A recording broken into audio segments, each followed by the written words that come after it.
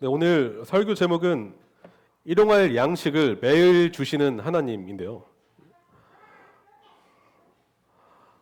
제가 아까도 말씀드렸지만 다음 주일은 추수감사 주일입니다. 추수의 때 수확의 주인이신 하나님께 감사를 올려드리는 그런 시간인데, 양식의 주인 바로 하나님을 기념하는 것입니다. 그런 면에서 오늘 설교가 또 연결되는 것 같아요. 일용할 양식을 공급하시는 하나님. 여러분 밥 드시죠? 네. 쌀, 우리 한국 국민들은 쌀이 주식이지 않습니까? 네. 우리는 밥을 먹고 쌀을 먹습니다. 일용할 양식을 공급하시는 하나님. 여러분, 현재 대한민국의 위상은 정말 대단합니다. 점점 한국이란 나라가 세계적으로 이름을 떨치고 있는데, K-팝, K-드라마라고 하죠. 지금 세계적으로 원래는 이제 아시아권에서만 인기가 있었는데 점점 이 컨텐츠들이 세계적으로 인기를 끌고 있습니다. 그래서 팬덤을 형성하고 있는데, 그로 인해서 한국 음식도 이제 인기가 있는 것 같아요. 제가 LA에 살 시절에 처음에 갔을 때는 한국 음식이요 그렇게 인기가 있진 않았습니다. 있어봤자 그런 곳이었어요. 고기, 이제 삼겹살 이런 거 있잖아요. 이런 거나 좀 인기가 있었는데, 이제는 비빔밥, 고추장 이런 제품들을 미국 마트에서도 팔고 있다는 게 참 놀랐습니다. 원래 그러지 않았습니다.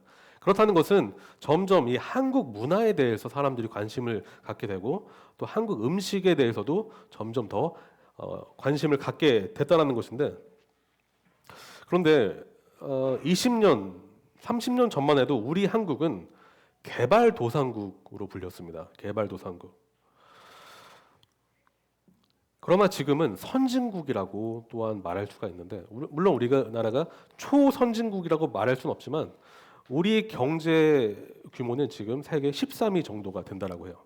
이 작은 땅을 가지고 있는 나라가 세계에서 13위 정도의 경제 규모를 가지고 있다. IT 산업, 여러 가지 산업 기술이 세계를 주도하고 있습니다. 그래서 오늘날 우리 사회에서 경제적인 빈곤, 돈이 없어서 밥을 굶는 경우는 옛날에 비해서 극히 드물게 된 그런 현상이라고 볼 수가 있습니다. 그러나 우리 이제 선배님들 계신데 40년 전에는 어땠습니까, 한국이? 네, 밥을 굶는 경우가 굉장히 많았다라고 저는 들어왔습니다. 네, 제가 경험을 하진 못했어요. 네. 제 어머니, 특히 저는 어머니께서는 산골에 사셨는데, 어머니의 어린 시절 들으면 정말 다른 세상 같아 보였습니다. 왜냐하면 먹을 게 없으셔서 고추장 하나로 반찬을 밥과 고추장으로만 끼니를 때우신 그런 이야기를 들었을 때 정말 다른 세상이구나라는 생각을 했던 적이 있습니다. 하지만 지금 어떻습니까? 한국은 정말 달라졌어요. 매우 부유한 나라가 됐습니다. 예전엔 필수품 사기에도 아주 돈이 없어서 허덕였던 그런 우리나라였는데, 지금은 반대로 사치품을 사도 넉넉한 그런 형편을 가진 사람들이 굉장히 많아졌습니다. 한국은 매우 달라졌어요. 그래서일까요? 요즘은 이 오늘 말씀 있잖아요. 일용할 양식에 대한 말씀이 어떤 면에서 굉장히 시대적으로 괴리감이 있는 말씀처럼 느껴진다는 것입니다. 일용할 양식에 대한 간구가 현 시대와는, 특히 한국 사회에서 한국 국민들에게는 조금 뭔가 맞지 않아 보이는 그런 말씀 같아 보입니다. 그러나 오늘 주께서 가르치시는 기도의 의미를 우리가 깨닫게 되면은 이 말씀은 예나 지금이나 진리이고 예나 지금이나 우리에게 적용되는 말씀이란 사실을 여러분 알게 되실 것입니다. 제가 이 본문에 깊이 들어가기 앞서서 저번 주의 말씀을 간단하게 복습을 해보고 싶은데, 여러분 저번 시간 설교에서 우리가 무엇에 대해서 배웠었죠? 하나님의 영광에 관한 기도에 대해서 배웠습니다.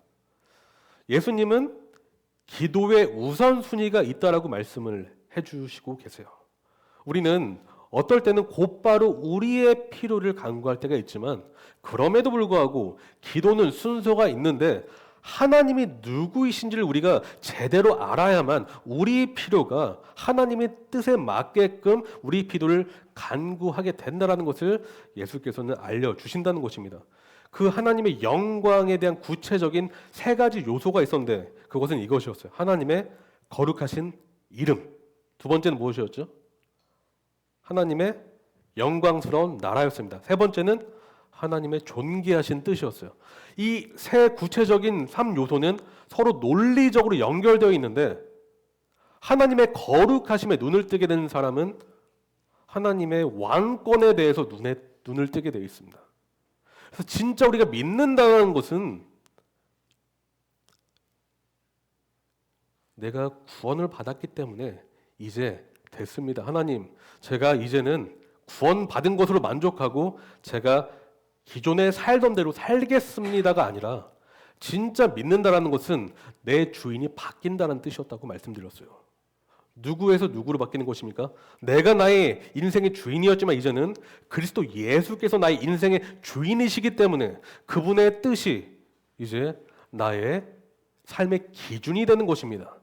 그래서 내 뜻이 아니라 하나님 뜻이 무엇일까 고민하고 생각하며 말씀을 묵상하는 가운데, 주님, 저는 주님의 뜻을 이해할 수 없습니다. 하지만 주님이 저의 주인이시기 때문에 제가 이 말씀을 살아보겠습니다. 주님 도와주십시오. 이 자리로 나아가는 것이 참된 믿음의 백성의 그런 자세라고 배웠습니다. 그러므로 거룩하심에 눈을 뜨게 된 사람은 하나님의 주제권에 대해서 눈을 뜨게 되고, 하나님의 주제권에 눈을 뜨게 된 사람은 하나님의 말씀에 순종하는 삶을 이제 한 걸음 두 걸음 걸어가게 된다라고 말씀드렸습니다. 이제 주님의 기도, 바로 하나님의 영광에서 우리 인간의 필요로 넘어가는데, 오늘은 그 첫 번째 시간입니다. 말씀을 다시 한번 보시면 이렇게 말씀하고 있습니다. 오늘 우리에게 필요한 양식을 내려주시고 우리가 우리에게 죄 지은 사람을 용서하여 준 것 같이 우리의 죄를 용서하여 주시고 우리를 시험에 들지 않게 하시고 악에서 구하여 주십시오. 나라와 권세와 영광은 영원히 아버지의 것입니다.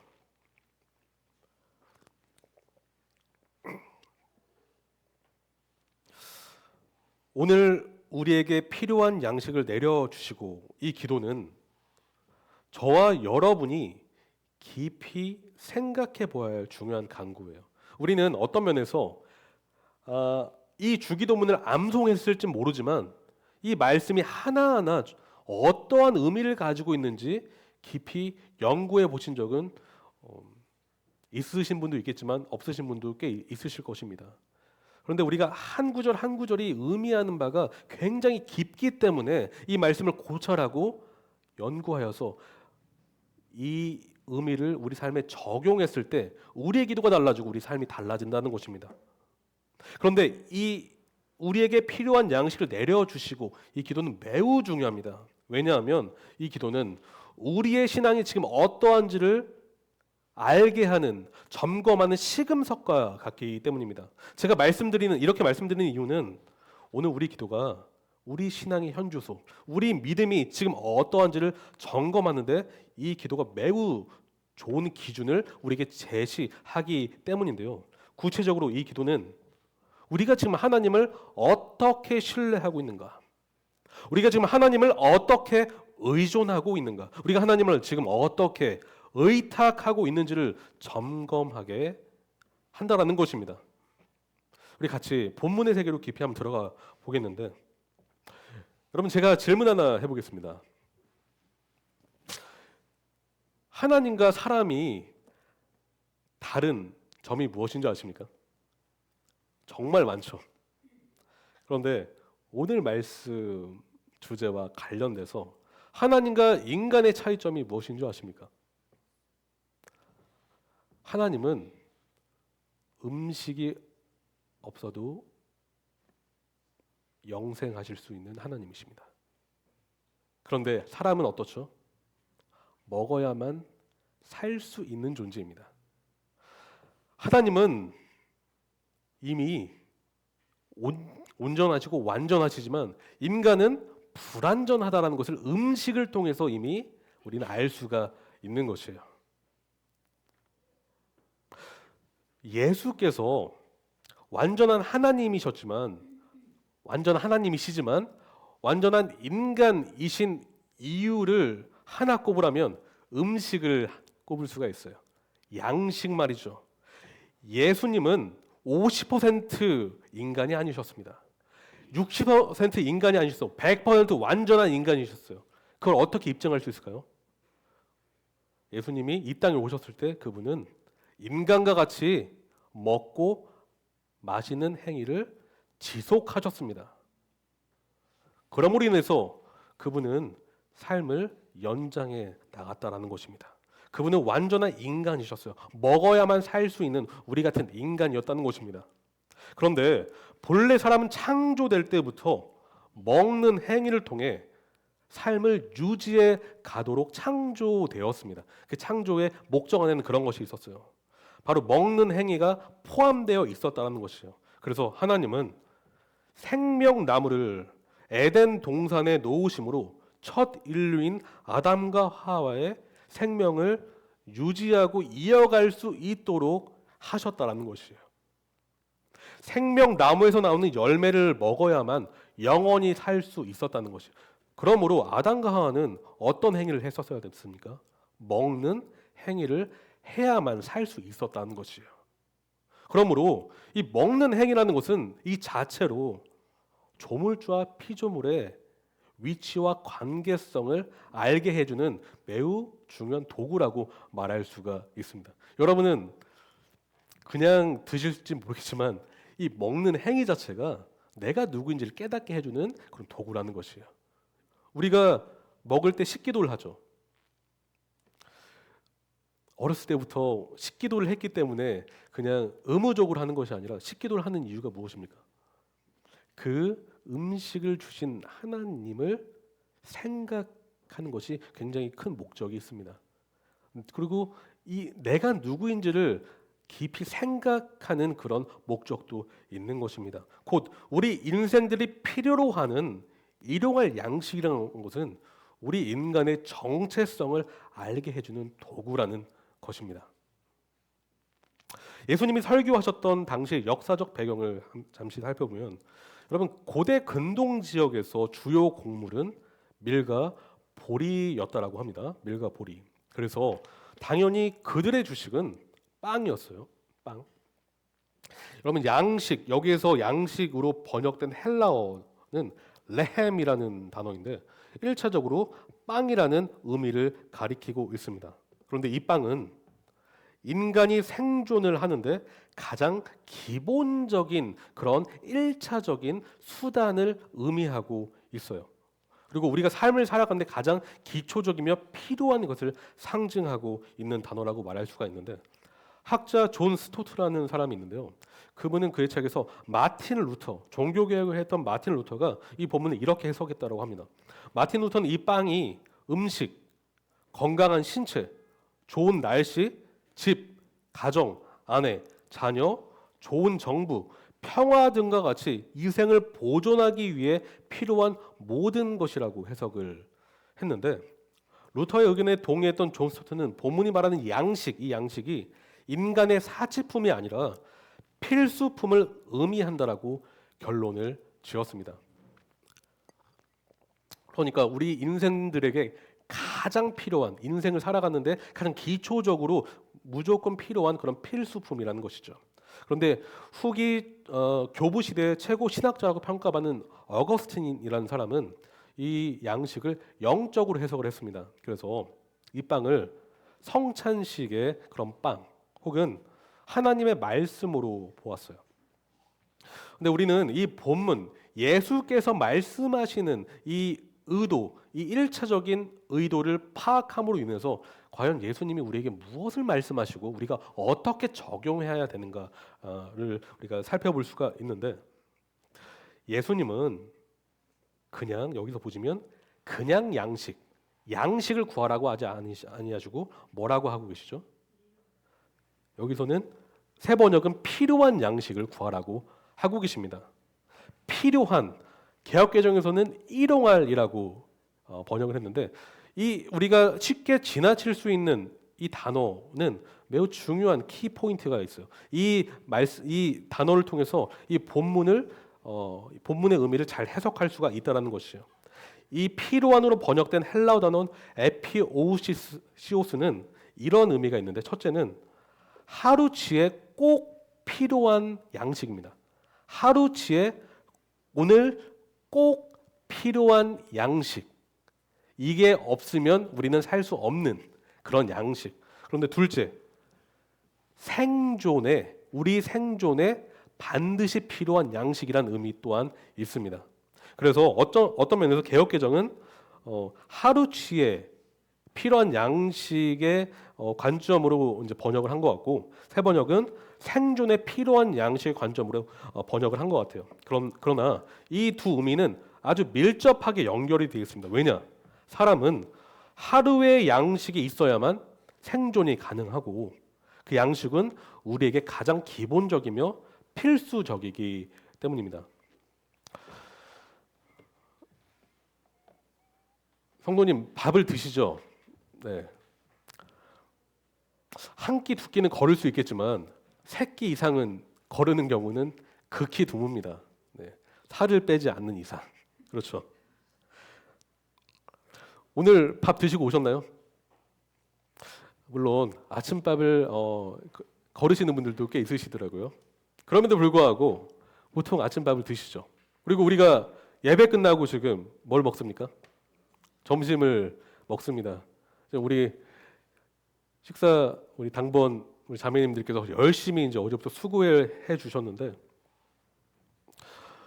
여러분 우리 왜 먹습니까? 근데 먹어야 되니까, 몇십 년 동안 해오던 습관이니까 먹습니까? 아니면 왜 먹죠 우리가? 네, 살기 위해서. 먹지 않으면 힘이 없어요. 말할 힘도 없고요. 우리 안수 집사 모임을 회의를 하는데 밥을 먹고 해야 돼요. 우리 회의는. 네. 먹지 않으면 예민해질 수가 있거든요. 먹어야 좀 부드러워집니다. 밥을 먹어야 돼요. 에너지가 있어야 우리가 뭘 할 수 있거든요. 우리는 밥을 먹어야 됩니다. 따라서 여러분, 오늘 기도는요, 우리 인간의 실존을 깨닫게 한다라고 말할 수가 있어요. 사람은 이 밥을 먹는 행위를 통해서도 알 수 있는 것은 사람은 연약합니다. 다시 말해 우리는 도움이 필요한 존재라는 것입니다. 하나님이 필요 없다라고 하는 사람마저도 먹습니다. 먹는 행위를 통해서 나는 어떠한 공급이 없으면 살 수 없다라는 것을 본능적으로 알고 있지만 그 사실을 부인하는 것이에요. 하나님은 스스로 존재하는 분이시지만 사람은 스스로 존재할 수 없다라는 것을 우리는 먹는 행위를 통해서 이미 알고 있다라는 것입니다. 하나님은 영이시기에 물질적인 공급이 필요가 없으십니다. 하지만 우리 인생들은 물질적인 이런 신체를 가지고 있기 때문에 물질적인 공급을 받아야 된다는 것이에요. 우리는 피조물이라는 것입니다. 우리는 창조된 존재라는 것입니다. 그러므로 이 기도는 우리 인생의 연약함을 더 깊이 묵상하는 자리로 인도한다라고 말할 수가 있는 것이에요. 동시에 이 양식의 공급자가 누구이신지를 생각하게 만든다는 것입니다. 예수님은 오늘 우리가 오늘 하루 누구를 의지해야 되는지, 오늘 하루 누구를 의존해야 되는지, 오늘 하루 누구를 의탁해야 되는지를 생각해 보라고 하십니다. 항상 생각하고 묵상하며 점검하고 재확인해야 되는 사실은 하나님이 누구이시며 나는 누구인가라는 것이죠. 제가 설교 서두에 이렇게 말씀드렸죠. 이 기도가 우리 신앙의 현 주소를 점검하는 시금석이다. 우리 현 믿음을 점검하는 척도다라고 말씀드렸어요. 이 이유를 오늘 제가 지금까지 말씀드린 것을 정리해서 말씀드리자면 이것이요. 아주 간단 명료하게 하나님이 누구이시며 우리가 누구인지를 더 깨닫게 하기 때문입니다.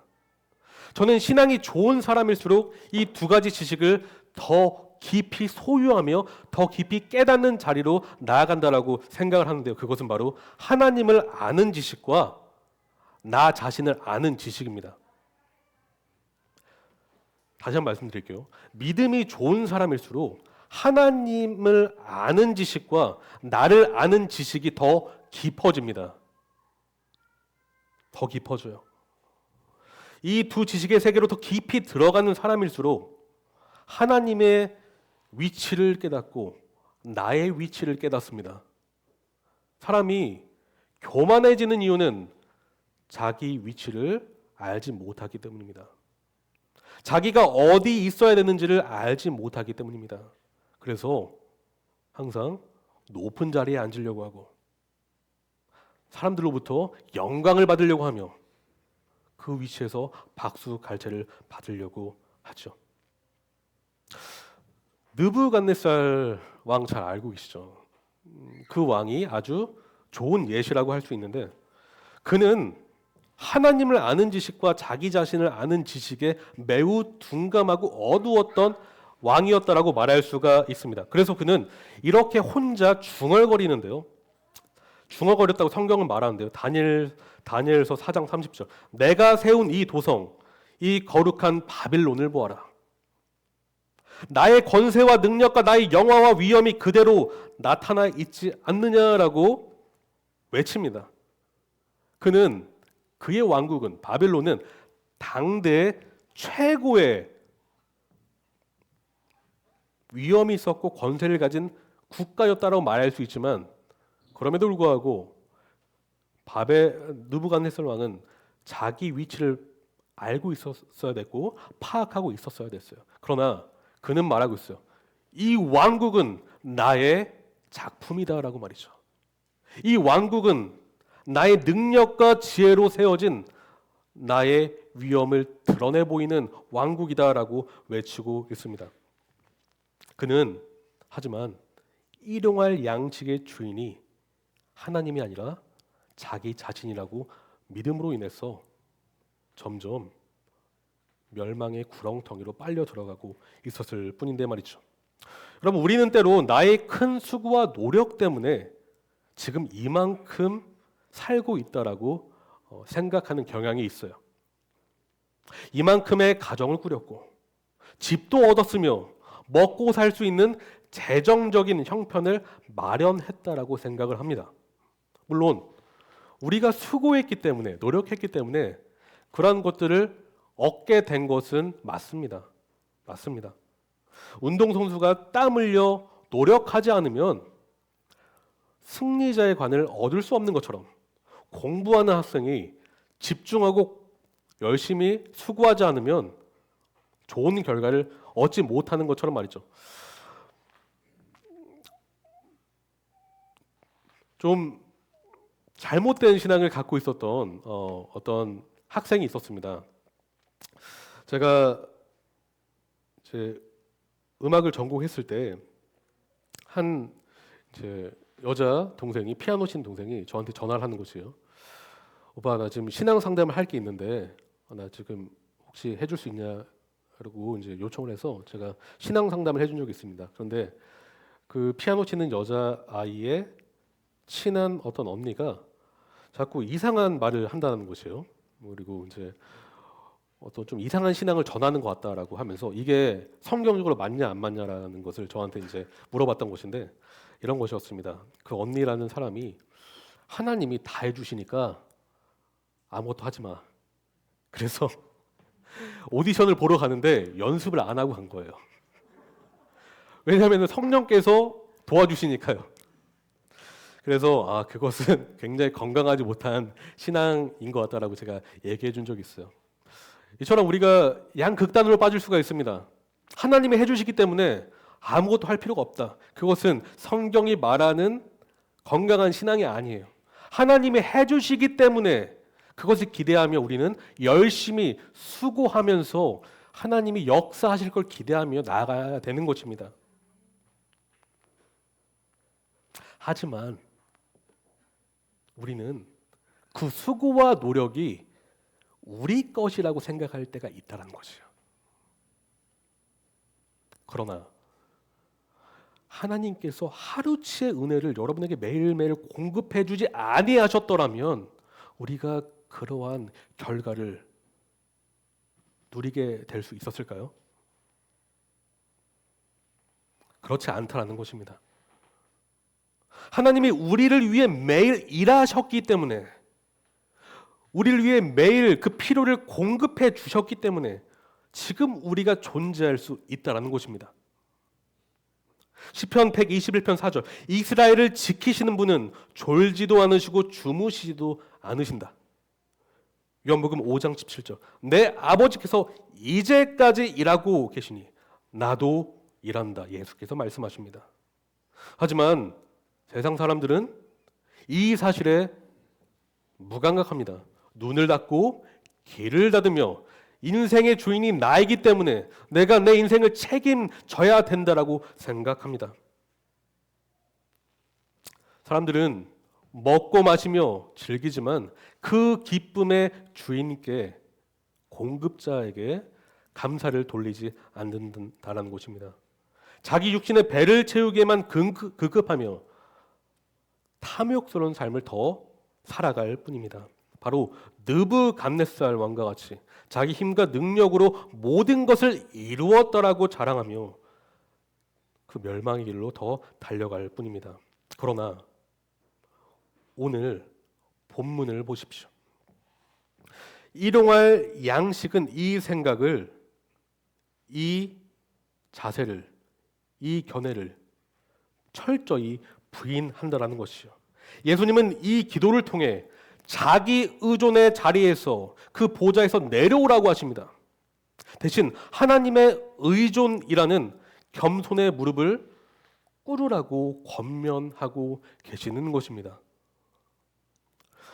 여러분은 구약을 통해서 묵상해 본 적이 있으실 거예요. 과거 하나님께서 이스라엘 백성, 광야에 있던 이스라엘 백성에게 주셨던 그 음식 기억하십니까? 바로 만나였습니다. 꿀이 뿌려진 것 같은 그런 달콤한 과자였어요. 그런데 하나님께서 만나를 매일 필요한 양만큼만 주셨다는 것을 여러분 알고 계십니까? 이스라엘 백성은 한 가지 조건이 있었어요. 필요한 양만큼만 만나를 가져가야 됐습니다. 필요한 양만큼만. 그것도 매일.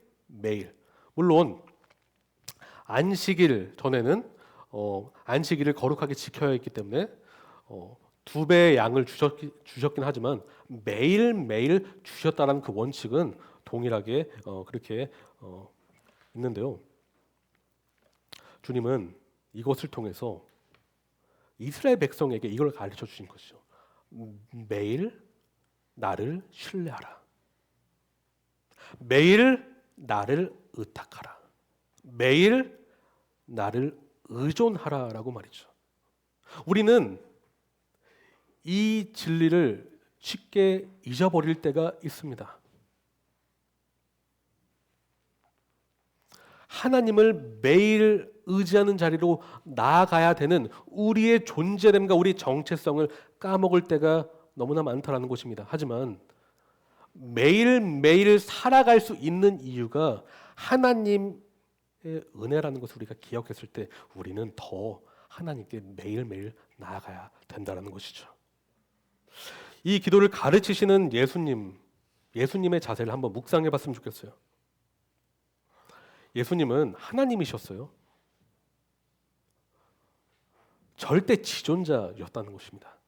절대 주권자셨어요. 그런데 예수께서 이 땅에 오셔서 살아내신 그 삶의 모습과 자세를 봤을 때는 너무도 놀란 모습이었어요. 왜 그런 줄 아십니까? 예수님은 단 한순간도 아버지 의존의 삶을 포기하신 적이 없으셨습니다. 단 한순간도 말이죠. 절대 주권자의 본질을 가지고 있던 예수께서 나는 아무것도 내 마음대로 할 수 없다라고 선포하셨다는 사실을 기억해 주십시오. 나는 아무것도 내 마음대로 할 수 없다. 예수께서 이 기도를 가르치시는 그분께서는 말로만 그 기도를 가르치신 게 아니라 그분이 실제로 그 삶을 살아내셨다는 것입니다. 자기 의존의 삶이 아니라 아버지 의존의 삶 말이죠. 예수님만큼은 자기 의존의 삶을 사셔도 그것이 죄가 아니고 틀린 삶이 아니었다라는 것이죠. 하지만 예수님은 우리로 하여금 아버지 의존의 삶이 이런 것이라는 것을 가르쳐 보여주셨다라는 것입니다. 저는 겸손이라는 것을 예수 그리스도를 통해서만 발견할 수 있다고 믿습니다. 세상 사람들은 겸손을 이렇게 정의합니다. 저 못해요. 저 괜찮아요. 잘할 수 있는데. 그런 식으로 표현하는 것. 하지만 겸손이라는 것은 예수 그리스도께서 가르쳐 주시는 겸손은 나의 의존, 자기 의존을 내려놓고 아버지를 의존하는 것이 바로 겸손이라는 것이에요. 하나님을 의존하는 자리로 나아가는 것이 겸손이라는 것입니다. 왜냐? 나는 스스로 내 삶을 가꾸어 나갈 그러한 존재가 아니라는 것을 고백하는 것이기 때문에 예수님은 그래서 말씀을 가르치실 때, 병자를 고치실 때, 기적을 일으키실 때, 심지어 십자가를 지신 마지막 순간까지도 아버지를 의탁하셨어요. 누가복음 23장 46절 한번 보실까요? 누가복음 23장 46절.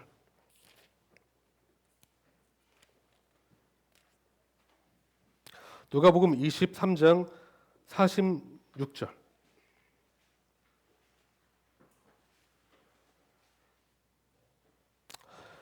우리 44절부터 46절을 한번 같이 읽어보겠습니다. 44절부터 46절입니다. 시작. 어느덧 낮 12시쯤 되었는데 어둠이 온 땅을 덮어서 오후 3시까지 계속되었다. 해는 빛을 잃고 성전의 휘장은 한가운데 찢어졌다. 예수께서 큰 소리로 부르짖어 말씀하셨다. 아버지, 내 영혼을 아버지 손에 맡깁니다. 이 말씀을 하시고 그는 숨을 거두셨다. 가장 기초적이고 가장 기본적인 것을 아버지께 요청하고 구하라고 하신 예수께서는 예수님의 전부이신 자기 영혼을 아버지께 의탁하셨습니다. 여러분, 일용할 양식을 구하는 사람은 결국 자기 전부를 아버지께 의탁할 수가 있습니다. 사소한 것 하나마저도 아버지를 의지하는 사람은 자신의 삶 전부를 아버지께 내어 맡겨드릴 수 있다라는 것입니다. 여러분은 예수님을 믿음으로 구원받은 성도 되셨습니까? 그러면 우리는요, 어떻게 해야 될까요? 우리가 진짜 예수님을 믿는다면 말로만이 아니라 진짜 그리스도 예수를 믿는 믿음으로 거듭났고 천국 백성이 되었다면 예수님이 가신 그 길을 따라가야 되지 않겠습니까? 성자 예수께서 성부 하나님을 이토록 의지하셨다면 우리는 더 의지해야 되지 않겠습니까? 여러분, 십자가의 길은 추상적인 길이 아닙니다. 막연한 길도 아닙니다. 예수님이 가신 길을 따라가는 길이에요. 구체적인 길이에요. 왜냐? 예수님은 실제 그 길을 걸어가셨기 때문에. 그러므로 여러분, 이제 그만 자기 의존의 자리에, 의존의 길에서 돌이키시기를 바랍니다. 이것은 그냥 추상적이고 막연한 권면이 아니에요. 실제적인 권면입니다. 여러분, 하나님의 의존의 길로 돌아가십시오. 가장 기초적이고 기본적인 것마저도 주의 은혜 없이는 살아갈 수 없는 우리의 존재됨을 인정하시고 아버지께 여러분 삶을 맡겨 드리시길 바랍니다. 예수께서 자기 존재 전부를 맡기신 것처럼 여러분 삶 전체를, 모든 영역을 한번 맡겨 보십시오. 가정 사역, 교회 사역, 직장 사역, 여기 이제 학생들도 있잖아요. 공부 사역, 모든 영역에서 말이죠. 저는 세 가지를 말씀드리고 싶어요. 적용점이라고 할 수 있는데, 첫째는 가정의 부모님들이 계십니까? 매일 하나님께 나아가 보십시오. 하나님께 나아가 주님, 양육의 지혜를 주십시오. 양육의 능력을 주십시오. 주님께서 공급해 주시는 지혜와 능력으로 자녀를 양육하기를 소망합니다. 남편과 아내가 계시죠. 남편은 아내를, 아내는 남편을 더 아끼고 사랑하기 위해서 하나님께 나아가십시오. 하나님, 아내를 더 사랑하길 원합니다. 하나님, 남편을 더 사랑하기 원합니다. 주님, 하루치의 은혜를 공급해 주십시오. 라고 말이죠. 둘째, 직장에 다니시거나 사업을 하시는 분들이 계십니까? 매일 하나님께 나아가 주님, 이 사업을 붙들어 주십시오. 이 직장에서 제가 진정으로 주님의 사람처럼 살 수 있도록 지혜와 능력을 주십시오. 그래서 하나님의 영광스러운 이름을 드러내는데 쓰임받게 해 주십시오라고 말이죠. 여기에 공부를 지금 하는 학생들이 계십니까? 하나님께 나아가 하루치의 끈기를 달라고, 하루치의 집중력을 달라고, 하루치의 이해력을 달라고 매일 나아가 보십시오. 그래서 이 공부가 나의 성공을 위해서가 아니라, 내 이름과 내 명예를 드높이기 위해서가 아니라 하나님을 높이기 위해서 이 공부, 이 결과를 사용하게 해달라고 간구하시기를 바랍니다. 이제 설교의 이제 결론인데요. 여러분, 일용할 양식, 이 기도에 대해서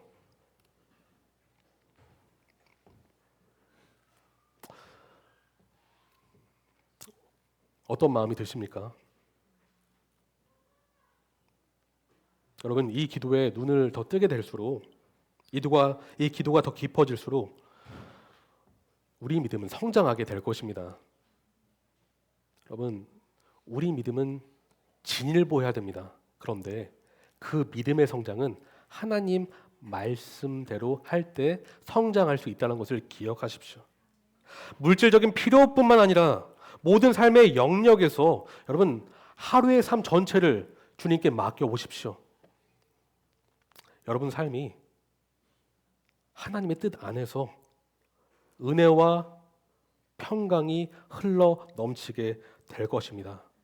그러므로 여러분 입술에서 오늘 찬양과 같이 하나님 높임 받으시옵소서. 제가 주님을 높입니다. 제가 낮아지는 것이 너무나 기쁘고 감사합니다. 주님이 높아지심으로 제가 너무나 기쁩니다. 그 입술의 고백이 여러분 안에서 울려 퍼지게 될 것입니다. 기도하시겠습니다. 사랑해 주님, 감사합니다. 오늘 일용할 양식을 주시는 그 하나님에 대해서 배우고 묵상하고 또한 이 말씀 하나하나 살펴보는 시간을 가졌습니다. 주님, 우리의 기도가, 우리의 간구가 진정으로 하나님 뜻대로 하는 기도, 간구가 되기를 소망합니다. 지금 이 시간 우리 같이 이 하나님께 기도했으면 좋겠습니다. 오늘 배운 기도가 삶에서 잘 적용될 수 있게 해달라고, 정말 일용할 양식을 주시는 그 하나님을 묵상하는, 하나님을 높여드리는 기도가 될 수 있게 해달라고, 그래서 우리의 믿음이 더 성장하는 그런 우리가 될 수 있게 해달라고 다 같이 기도하는 시간 갖도록 하겠습니다.